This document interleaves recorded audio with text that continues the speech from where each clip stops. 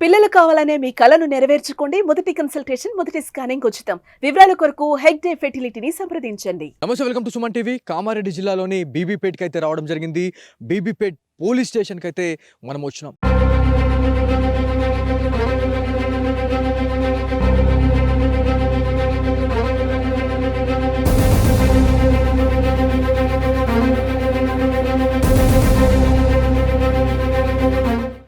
So ఇక్కడికి వచ్చిన తర్వాత శృతి ఇక్కడ విధుల్లో భాగంగా 2.5 సంవత్సరాలుగా తను ఇక్కడ విధులు నిర్వర్తిస్తూ ఉంది.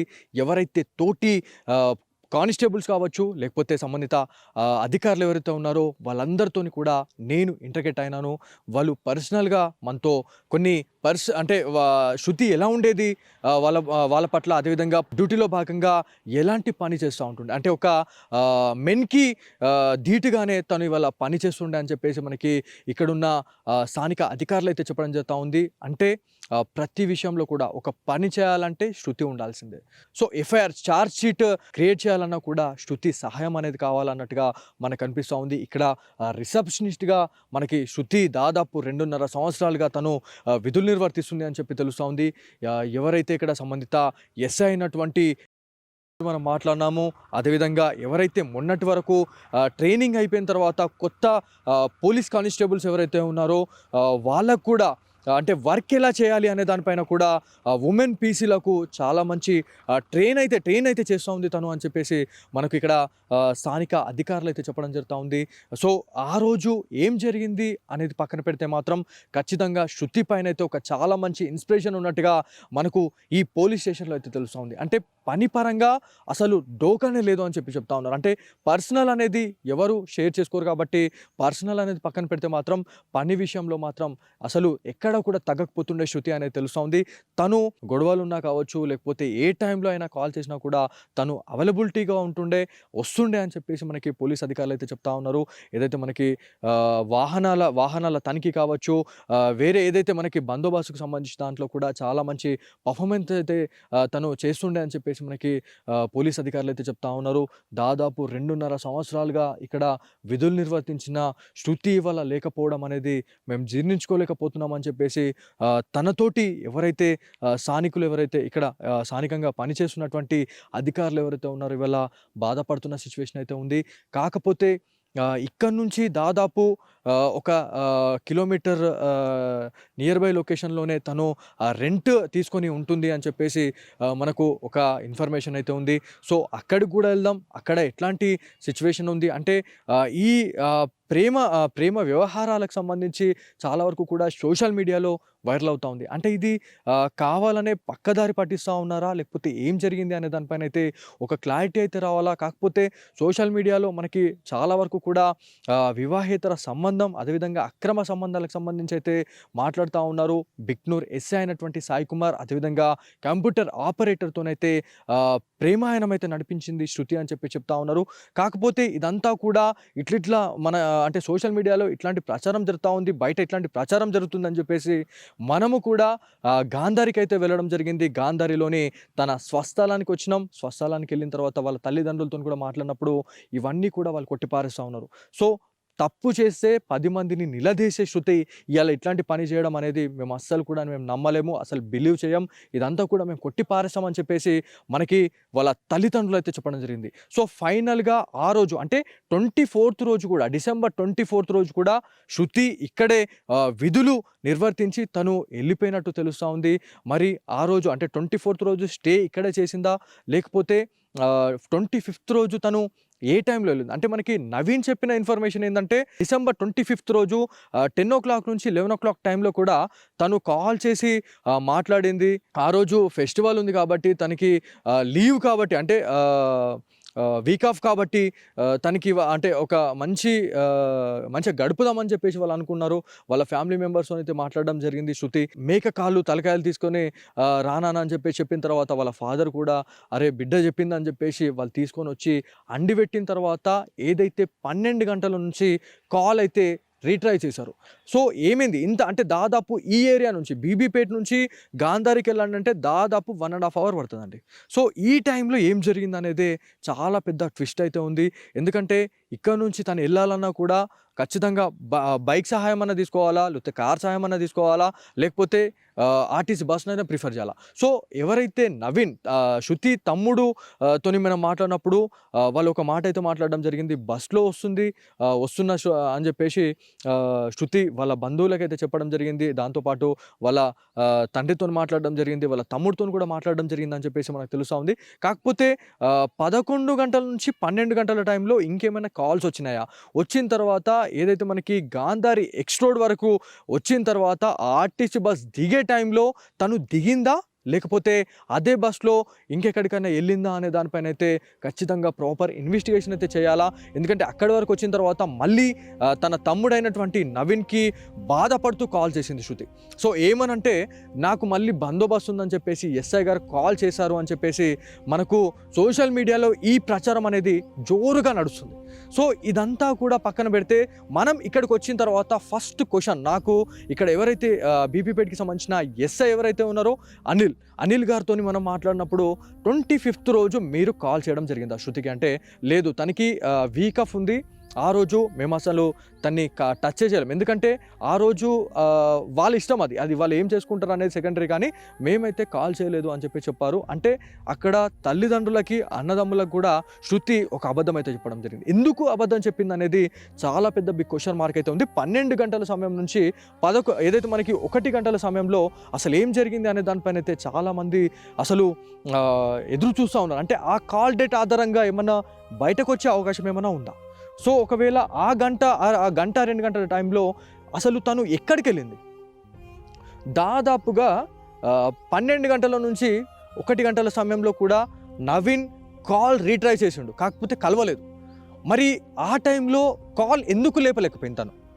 అంటే 12:30 నుంచి 1 గంటల సమయంలోనే, అంటే 1 గంటల నుంచి దాదాపు 7 గంటల ఈవినింగ్, అంటే డిసెంబర్ 25th ఈవినింగ్ 7 o'clock వరకు అసలు ఏం జరిగింది? ఈ 5 గంటలలో అసలు ఏం జరిగింది అనేది చాలా పెద్ద బిగ్ క్వశ్చన్ మార్క్ అయితే ఉంది. తను గాంధారి ఎక్స్ రోడ్ వరకు వచ్చిన తను మళ్ళీ యూటర్న్ అయ్యి ఎక్కడికి వెళ్ళిరు అనేది క్వశ్చన్ మార్క్ ఉంది. సో ఇక్కడ బిక్నూర్ ఎస్ఐ గురించి మనం మాట్లాడుకోవాలి మళ్ళీ. సో అక్కడి నుంచి ఏమైంది? బిక్నూర్ ఎస్ఐ కాల్ చేశారా లేకపోతే ఎవరు చేశారు అనేది పక్కన పెడితే మాత్రం తను మళ్ళీ యూటర్న్ అయింది, కామారెడ్డికి వెళ్ళిందా లేకపోతే అక్కడి నుంచి ఎటు వెళ్ళింది అనేది పక్కన పెడితే మాత్రం మళ్ళీ ఇంకొక క్యాండిడేట్ ఇన్వాల్వ్ అయ్యాడు. ఎవరు? Computer operator Nikhil. సో ఈ కంప్యూటర్ ఆపరేటర్ నిఖిల్ బీబీపేట్కి సంబంధించిన వ్యక్తిగానే మనకు తెలుస్తూ ఉంది. మరి ఇతను మళ్ళీ ఎందుకు కాల్ చేశాడు అనేది చాలా బిగ్ క్వశ్చన్ మార్క్ అయితే ఉంది. నిజంగా చెప్పాలంటే మనకు కూడా అసలు ఏం మాట్లాడుతున్నాం అంటే ఇదంతా కూడా తిరిగి మళ్ళీ ఒకటే దగ్గరకు వచ్చి చేరుతూ ఉంది. అంటే ఒక క్వశ్చన్ మార్క్ అనేది ఏర్పడుతూ ఉంది. మరి బీబీపేట్ నుంచి వెళ్ళిన తను మళ్ళీ యూటర్న్ ఎందుకు అయింది అనేది చాలా పెద్ద క్వశ్చన్ మార్క్ అయితే ఉంది. దాని తర్వాత ఎస్ఐ సాయి కుమార్ కాల్ చేయడం వల్లే తినొచ్చిందా, లేకపోతే సాయి కుమార్ ఎవరైతే ఎస్ఐ సాయి కుమార్కి శృతి కాల్ చేసిందా అనే దానిపైన కూడా పోలీస్ అధికారులు ఇప్పుడు ఆరా తీస్తూ ఉన్నారు. కాల్ డేటాను అయితే క్షుణ్ణంగా పరీక్షిస్తున్నారు అని చెప్పేసి మనకు పోలీసు అధికారుల విశ్వసనీయ సమాచారం అయితే మనకి రావడం జరిగింది. ఏదేమైనప్పటికీ ఫోన్ కాల్ డేటా, అదేవిధంగా చాటింగ్ గురించి మాట్లాడుకుంటే ఈ మధ్య కాలం అంటే దాదాపు ఒక 1 week నుంచి ఈ 1 monthలో కూడా చాలా వరకు కూడా గంటల తరబడి వాళ్ళు కాల్స్ మాట్లాడుకున్నట్టు మనకు ఒక ఇన్ఫర్మేషన్ అయితే వచ్చింది. ఆ గంటల సమయంలో కూడా చాలాసార్లు కూడా ఆత్మహత్య చేసుకుంటానని చెప్పేసి ఒకరినొకరు అనుకున్నారు అని చెప్పేసి మనకు ఒక ఇన్ఫర్మేషన్ వచ్చింది. మరి ఈ ఆత్మహత్య ఎందుకు చేసుకోవాలని అనుకున్నారు? ఒకవేళ వీళ్ళు ప్రేమించుకున్న వాళ్ళే అయితే ఖచ్చితంగా పెళ్లి చేసుకోవాల్సిందే. ఎవరికో భయపడి అసలు ఇవాళ ఆత్మహత్య చేసుకోవడానికి కారణమేంది? అసలు కారణమే లేదు. సో తల్లిదండ్రులు ఎవరైతే శృతికి సంబంధించిన తల్లిదండ్రులతో మనం మాట్లాడినప్పుడు కూడా వాళ్ళు అదే చెప్తా ఉన్నారు. ఎందుకంటే శృతి దాదాపు అంటే పెళ్ళైన కొన్ని రోజులకు మాత్రమే డివర్స్ అయింది అని చెప్పి తెలుస్తూ ఉంది. అంటే వాళ్ళ పర్సనల్ ఇష్యూస్ మనకు అవసరం లేదు. ఎందుకంటే అతను ఏం చేసిండు, ఎంత ఇబ్బంది పెట్టిండు అనేది ఇది వాళ్ళకే తెలుసు, ఆ దేవుడికే తెలుసు, ఆ శృతికే తెలుసు. సో అదంతా జరిగిన తర్వాత శృతి డివర్స్ అయితే తీసుకుంది. మళ్ళీ ఇంకొక వర్షన్ ఏంటంటే దాంట్లోనే ఎవరైతే కట్టుకున్న భర్త ఎవరైతే ఉన్నాడో నానా రకాలుగా ఇబ్బంది పెట్టిండు, నానా రకాలుగా చిత్రహింసలు పెట్టిన తర్వాత కానిస్టేబుల్ ఉద్యోగం నువ్వు మానేస్తేనే నువ్వు ఇంటికి రా అని చెప్పేసి అన్న తర్వాత నువ్వొద్దు నీ కత్తొద్దు అని చెప్పేసి కానిస్టేబుల్ ఉద్యోగమే నాకు కావాలి అని చెప్పేసి తను ఇవాళ డివర్స్ అయితే తీసుకుందని చెప్పేసి మనకి కన్న తల్లిదండ్రులు చెప్పారు.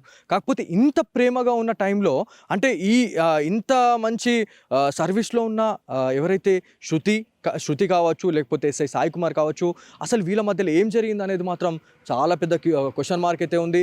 ఎందుకంటే ఇక్కడ నుంచి వాళ్ళు అంటే దాదాపుగా మనకు ఒక ఇన్ఫర్మేషన్ అయితే రావడం జరిగింది. ఇంకొకటి ఏంటంటే ఎస్ఐ సాయి కుమార్ దాంతోపాటు బీపీపేటకి సంబంధించినటువంటి నిఖిల్ వాళ్ళిద్దరు కూడా ఒక రెస్టారెంట్కి అయితే వెళ్ళారు. అక్కడ తిన్న తర్వాతనే బయటకు వచ్చారు అని చెప్పి మనకు ఒక ఇన్ఫర్మేషన్ వచ్చింది. మరి అక్కడ ఎలాంటి సీసీ ఫుటేజ్ వచ్చింది అనే దానిపైన కూడా మనము ఖచ్చితంగా మనం మాట్లాడాలా. అంటే వీళ్ళిద్దరు కలిసే ఈమెని చంపడానికి ట్రై చేశారా, లేకపోతే వీళ్ళని చంపడానికి ఎవరైనా వేరే ఏమైనా శక్తులు ఏమైనా పన్నాగం పన్నాయా అనేది కూడా ఖచ్చితంగా మనము ఆలోచించాలా. కాకపోతే ప్రతి దాంట్లో కూడా ఒక క్వశ్చన్ మార్క్ అయితే ఉంది. సో ఇది ఫైనల్గా మనం ఇక్కడ రావడానికి మెయిన్ మోటివ్ ఏంటంటే తను నిర్వర్తించినటువంటి విధులు ఏవైతే ఉన్నాయో ఇక్కడనే తను 2.5 సంవత్సరాలుగా తను చేశారు, ఇక్కడ విధులు నిర్వర్తించారు. ఎలాంటి చిన్న రిమార్క్ లేకుండా ఇవాళ శృతి చాలా వరకు కూడా విధులు నిర్వర్తించిందని చెప్పి తెలుస్తూ ఉంది. ప్రతి దాంట్లో కూడా చురుకుగా పార్టిసిపేట్ చేసే క్యాండిడేట్ అని చెప్పి చెప్తా ఉన్నారు. లోపల రిసెప్షన్కి సంబంధించి మీరు ఒక్కసారి మనం వెళ్దాం, లోపలికి వెళ్ళి ఒకసారి చూపించే ప్రయత్నం చేద్దాం. ఈ వెహికల్ ఏదైతే ఉందో ఈ వెహికల్ కావచ్చు, ఇంకొక పెట్రోల్ వెహికల్ ఉంటుంది. ఈ వెహికల్ బులెరో వెహికల్ కావచ్చు, ఇంకొకటి పెట్రోల్ వెహికల్ ఉంటుంది ప్రతి పిఎస్కి.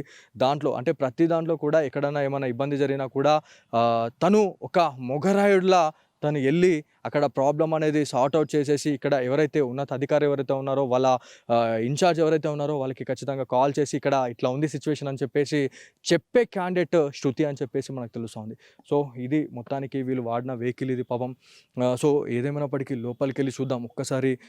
తను కూర్చున్నటువంటి రిసెప్షన్ అంటే ఏదైతే బీబీపేట్కి సంబంధించిన పోలీస్ స్టేషన్ రిసెప్షన్లో 2.5 సంవత్సరాలుగా ఏ చిన్న పిటిషనర్ వచ్చినా కూడా తనని కలిసిన తర్వాతనే ఎస్ఐ గారిని కలాలి.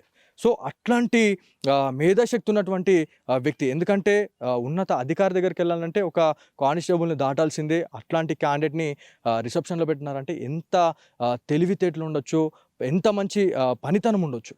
సో రిసెప్షన్ దగ్గరికి వెళ్దాం.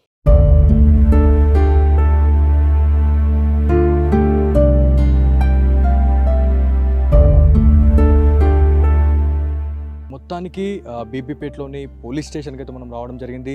ఇక్కడ విధులు నిర్వర్తిస్తున్నటువంటి రిసెప్షనిస్టే మనకి కానిస్టేబుల్ శృతిగా మనం చెప్పుకుంటా ఉన్నాము.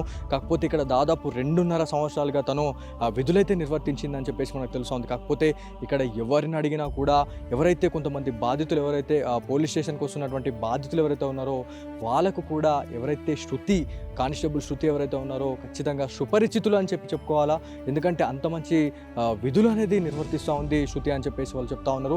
సో మొత్తానికి ఈ స్టేషన్ని మనం చూపించడానికి ముఖ్య కారణం ఏంటంటే తను 2.5 సంవత్సరాలుగా తను ఇక్కడ విధులు నిర్వర్తించడం అనేది మనం చూద్దామని చెప్పేసి మనం ఇక్కడికి వచ్చినాం. కాకపోతే ఇక్కడ నిజాలు అనేది బయట పెడదామని చెప్పేసి మనం వచ్చినాం. కాకపోతే అంటే తను ఎట్లాంటి మనిషి, తను ఎట్లా ఉంటుండే తన నేచర్ అనే దానిపైన అయితే మనం మాట్లాడడానికి అయితే వచ్చినాము. ఎవరైతే సంబంధిత ఆఫీసర్స్ ఎవరైతే ఉన్నారో చాలా మంచి నేచర్ అని చెప్తా ఉన్నారు.